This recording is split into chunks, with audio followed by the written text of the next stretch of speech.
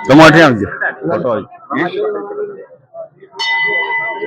मामा बालेश्वर दयाल निवाड़ी कला जिला इटावा उत्तर प्रदेश के निवासी थे। और उनके पिताजी का नाम शिवशंकर लाल, माता का नाम दुलारी जी। रामनवमी के दिन 1905 में उनका जन्म हुआ था और रामनवमी के दिन इसलिए वो रामनवमी मनाते हैं। मामा जी यहाँ पर आए, उनका उनका आगमन कैसे हुआ, मतलब कैसे जानकारी मिली कि हाँ, यहाँ पर मामा जी की जानकारी ऐसे मिली कि मामा जी स्वतंत्रता सेनानी थे और स्वतंत्रता सेनानी से उन्होंने क्या वहां पर कॉलेज से रेस्टिकेट हो गए। तो रेस्टिकेट हो गए तो उन्होंने अखबार में पढ़ा कि आज मध्य भारत में, मध्य प्रदेश नहीं कहते थे, मध्य भारत कहते थे, उसमें इंसान के बच्चे बिकते यूं। तो उनके दिमाग में हुआ कि इंसान के बच्चे कैसे बिकते होंगे यूं। वो यहाँ पे पादरी लोग थे, यहाँ पर अकाल पड़ता था, तो अकाल पड़ने के कारण यहाँ पर लोगों को जो अकाल पड़ने के बाद उनको माइला जवार देते थे, कपड़े देते थे, उनके बदले में बच्चों को गिरवे रख लेते थे। बच्चों को गिरवे रखने के बाद फिर वो क्या करते हैं कि बच्चे गिरवे रख लेते, फिर 2-3 साल तक उनका कर्जा नहीं चुका पाते, तो उनको फिर ईसाइयत सिखाते वो। तो इस प्रकार से तो फिर उन्होंने कहा कि यार ये तो गलत बात है, फिर क्यों करके। तो मामा जी ने फिर जगत गुरु शंकराचार्य से मिले। जगत गुरु शंकराचार्य ने उनको क्रॉस का ये क्रॉस नहीं लगाना, ईसाई नहीं बनना, यूं करके बेगार प्रथा बंद कराने के लिए वहां से जन्मई डालना चालू किया। तो जगत गुरु शंकराचार्य ने कहा कि इसके बदले में हमें क्या मिलेगा, ये जन्मई तो हम आदिवासियों को डाल दें, तो हम दक्षिणा में क्या मिलेगा। तो उन्होंने कहा कि उसके दक्षिणा में तो दारू मांस का त्याग, जो आदिवासी जन्मई पहन लेगा वो दारू मांस का त्याग नहीं करेगा, ये आपको धर्म लगेगा यूं।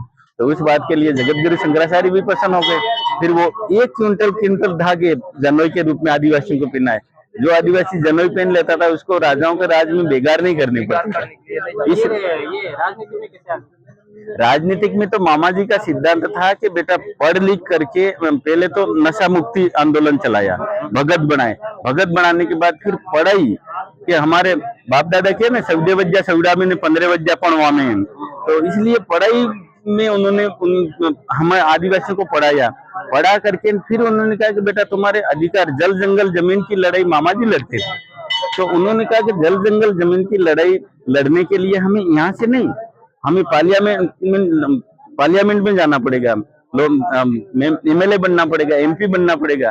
तो इसलिए मामा जी ने हमारे यहाँ के कई भाइयों को एमएलए बनाया, जैसे प्रभुलाल जी को तो एमपी बनाया था, बहादुर भाई एमएलए बनाया था, नारायण भाई प्रतिपुरा प्रधान बनाए थे। तो राजनीतिक के मामा जी एक गाड़ी के एक सिक्के के 2 पहलू मानते थे, धर्म नीतिक और राजनीतिक।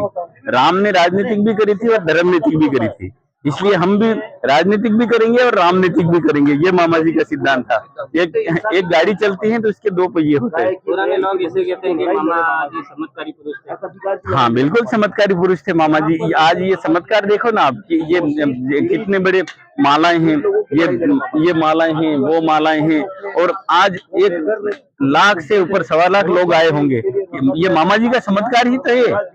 उनके ऑफिस में दर्शन करने के लिए 1.5 किलोमीटर तक लंबी लाइन लगी।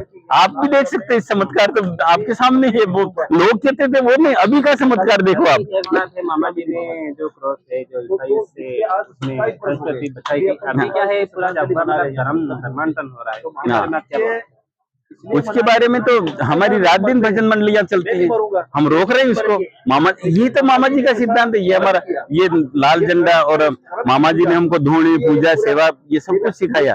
और मामा जी ने हमको इस झंडे पे आपने देखा वो सूर्य चांद का निशान है, तो मामा जी प्रकृतिवादी थे। मामा जी सूर्य की पूजा कराते थे, चांद की पूजा कराते थे, वृक्ष की पूजा कराते थे, नदी की पूजा कराते थे।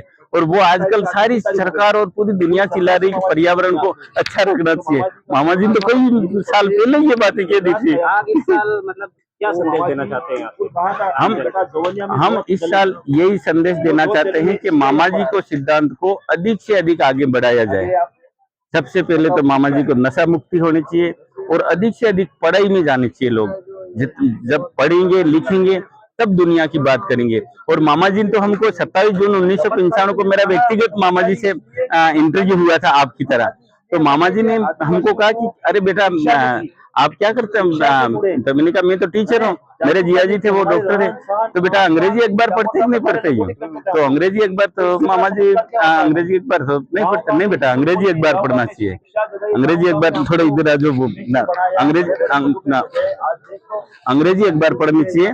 अंग्रेजी एक बार मैं दिल्ली गया था तो वहाँ फ्रांस देश में बेटे बैरा ने 3 मनक 5 लोगों ने मिलकर के ऐसा बम बनाया कि बम तो उड़ता आकाश में और यहाँ मशीन बताती है कि बम कितना ऊंचा गया। वो बम बादल के पास पहुंच जाता तो यहाँ मशीन में बटन दबाएंगे तो बम फूटेगा बादल के पास, तो 140 किलोमीटर तक बरसात हो जाएगी। तो ऐसा बेटा, इसलिए अंग्रेजी पढ़नी चाहिए यूँ। आपका पूरा नाम? मेरा नाम रामलाल निनामा, लेवापाड़ा डुंगलावानी, और यहाँ में समिति का महामंत्री हूँ बामनी अभिला आश्रम का। अभी हम समिति चला रहे जिसमें हमारे नाटू महाराज हैं, मालती भाई अध्यक्ष हैं, नाटू महाराज उपाध्यक्ष हैं, पूजा महाराज उपाध्यक्ष हैं, गौतम भाई और ये कांति भाई और रमन लाल जी, ये मणिलाल जी, ये सारे हमारे कमेटी के कमलेश महाराज हैं। ये जितने भी लोग हैं ये हम मामा जी के सिद्धांतों को बचाए रखने के लिए हम कार्य इस काम में लगे हुए हैं। मामा जी ने हमें सादगी दी और सादगी के तहत चलते हम हमारे 2 पैसा गांठ का खर्च कर देते, लेकिन किसी से पैसा लेने देने वाली बात हमारे भगत नहीं करते हैं। 5